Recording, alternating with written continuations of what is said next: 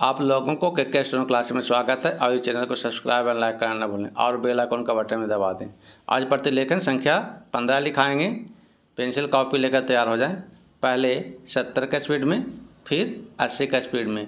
Ready, last ready, start. अध्यक्ष जी, किसी भी देश की विदेश नीति अपने में कोई स्वतंत्र नीति नहीं होती है, वरन वह किसी देश की आंतरिक नीति को स्पष्ट करती है। उदाहरण के लिए हम अमेरिका को ले सकते हैं। उसने अपने यहाँ अधिक अन्न पैदा किया और जब उसके पास अनाज फालतू बच गया तब वह अपने बकाया अनाज की बिक्री के लिए ऐसे देशों की तलाश करने लगा जो उधार पर माल ले सकते हों। किंतु हमारी आंतरिक नीति ने यह तय किया कि खर्चीले ढंग से सरकार चलाएंगे और स्वदेशी मुद्रा की कोई राशि हमारे पास नहीं बचेगी। हमने कर भी लगा दिए और मुद्रा प्रसार भी कर दिया।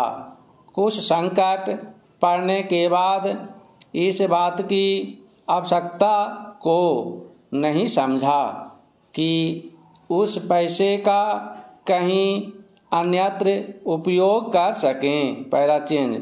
श्रीमान, मुझे माननीय प्रधानमंत्री जी के इस कथन पर दुख होता है कि दुनिया के अमीर और गरीब देशों का अंतर लगातार बढ़ता जा रहा है। मैं उनसे यह पूछना चाहती हूँ कि भारत की विदेश नीति ने उस अंतर को घटाने की क्या कोशिश की है? क्या भारत सरकार ने कभी दुनिया की पंचायत में यह कहने की हिम्मत की है कि बालिग मताधिकार के आधार पर यूएनओ का चुनाव होकर एक संसद बनाई जाए? और क्या आप में यह देखने की हिम्मत है कि फौज के हिसाब से कर लगाकर एक विकास का खाता खोल दिया जाए? जो देश विकसित हैं उनके मजदूरों का 1 घंटा हमारे देश के मजदूरों के 100 घंटों के बराबर माना जाता है, क्योंकि उनके पास साधन हैं। इसीलिए यह अंतर और भी बढ़ता चला जा रहा है। किसी देश के अंदर आंतरिक नीति में अमीरी और गरीबी का अंतर बढ़ता चला जा रहा हो और वह दुनिया के देशों में विद्यमान अमीरी और गरीबी के इस अभिशाप को समाप्त करेगा। यह समझ में आने वाली बात नहीं है। Para change. अब मैं आपका ध्यान एक और बात की ओर दिलाना चाहती हूँ। पूर्वी जर्मनी को मान्यता देते हमें परेशानी होती है, इसलिए कि शायद पश्चिमी जर्मनी को बुरा लगे, लेकिन पश्चिमी जर्मनी ने तो अपनी रक्षा का भार दूसरों पर छोड़ दिया है।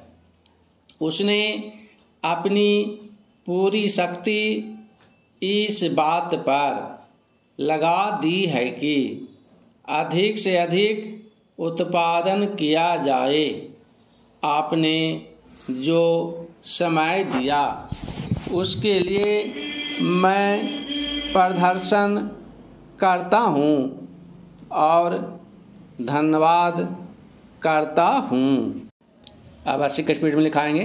पेंसिल कॉपी लेकर तैयार हो जाएं। Ready, start. अध्यक्ष जी, किसी भी देश की विदेश नीति अपने में कोई स्वतंत्र नीति नहीं होती है, वरन वह किसी देश की आंतरिक नीति को स्पष्ट करती है। उदाहरण के लिए हम अमेरिका को ले सकते हैं। उसने अपने यहाँ अधिक अन्न पैदा किया और जब उसके पास अनाज फालतू बच गया तब वह अपने बकाया अनाज की बिक्री के लिए ऐसे देशों की तलाश करने लगा जो उधार पर माल ले सकते हों। किंतु हमारी आंतरिक नीति ने यह तय किया कि खर्चीले ढंग से सरकार चलाएंगे और स्वदेशी मुद्रा की कोई राशि हमारे पास नहीं बचेगी। हमने कर भी लगा दिए और मुद्रा प्रसार भी कर दिया। कुछ संकट पड़ने के बाद इस बात की आवश्यकता को नहीं समझा कि उस पैसे का कहीं अन्यत्र उपयोग कर सकें। पैराचेन। श्रीमान, मुझे माननीय प्रधानमंत्री जी के इस कथन पर दुख होता है कि दुनिया के अमीर और गरीब देशों का अंतर लगातार बढ़ता जा रहा है। मैं उनसे यह पूछना चाहती हूँ कि भारत की विदेश नीति ने उस अंतर को घटाने की क्या कोशिश की है? क्या भारत सरकार ने कभी दुनिया की पंचायत में यह कहने की हिम्मत की है कि बालिग मताधिकार के आधार पर यूएनओ का चुनाव होकर एक संसद बनाई जाए? और क्या आप में यह देखने की हिम्मत है कि फौज के हिसाब से कर लगाकर एक विकास का खाता खोल दिया जाए? जो देश विकसित हैं उनके मजदूरों का 1 घंटा हमारे देश के मजदूरों के 100 घंटों के बराबर माना जाता है, क्योंकि उनके पास साधन हैं। इसीलिए यह अंतर और भी बढ़ता चला जा रहा है। किसी देश के अंदर आंतरिक नीति में अमीरी और गरीबी का अंतर बढ़ता चला जा रहा हो और वह दुनिया के देशों में विद्यमान अमीरी और गरीबी के इस अभिशाप को समाप्त करेगा, यह समझ में आने वाली बात नहीं है। Para change. अब मैं आपका ध्यान एक और बात की ओर दिलाना चाहती हूँ। पूर्वी जर्मनी को मान्यता देते हमें परेशानी होती है, इसलिए कि शायद पश्चिमी जर्मनी को बुरा लगे, लेकिन पश्चिमी जर्मनी ने तो अपनी रक्षा का भार दूसरों पर छोड़ दिया है।